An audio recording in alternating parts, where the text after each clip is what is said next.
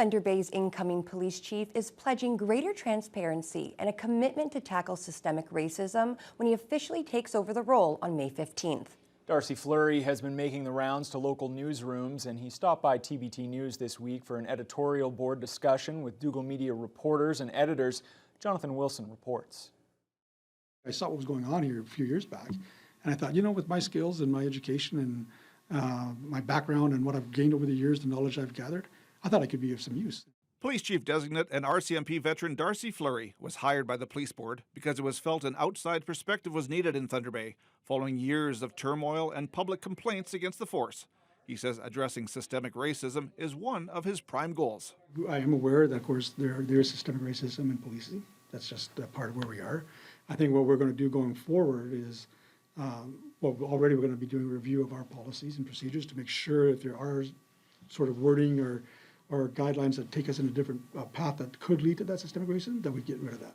But getting rid of those policies doesn't necessarily mean getting rid of officers who have been accused or charged in incidents involving Indigenous people.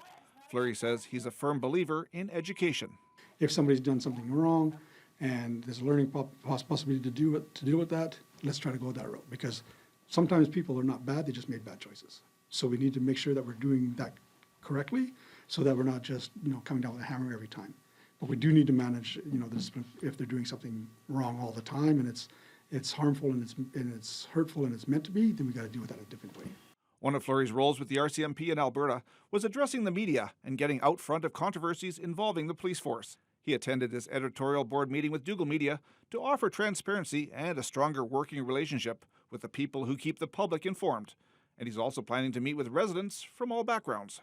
I'm going to be hopefully hosting some town hall meetings where I get right to the grassroots level, say, what does the community want to see in their policing? Same thing with our First Nations communities. What do you want to see as far as is going to benefit those communities? And how can we work together to do that? Fleury has spent about a week and a half at the police headquarters so far and estimates he's spoken with around half of the officers and other employees. He says everyone has been very friendly and open to new ideas and suggestions to improve the force. I see a lot of dedication in this group. They want to serve the public the best they can.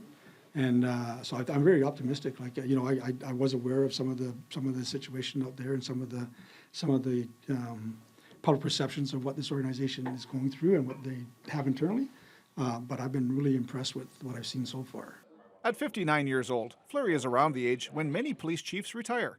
But he says he's wanted to be a police officer since he was 10 years old, and retirement is just not in his vocabulary. And he plans to work hard as Thunder Bay Police Chief as long as he's needed here. So how long am I going to be here? I think I have the energy to be here as long as the community wants me. So I'll be here as long as that I'm doing the job that needs to be done, and I'm progressing the department, and that I've got it to a point where there is some sustainability. Jonathan Wilson, TBT News.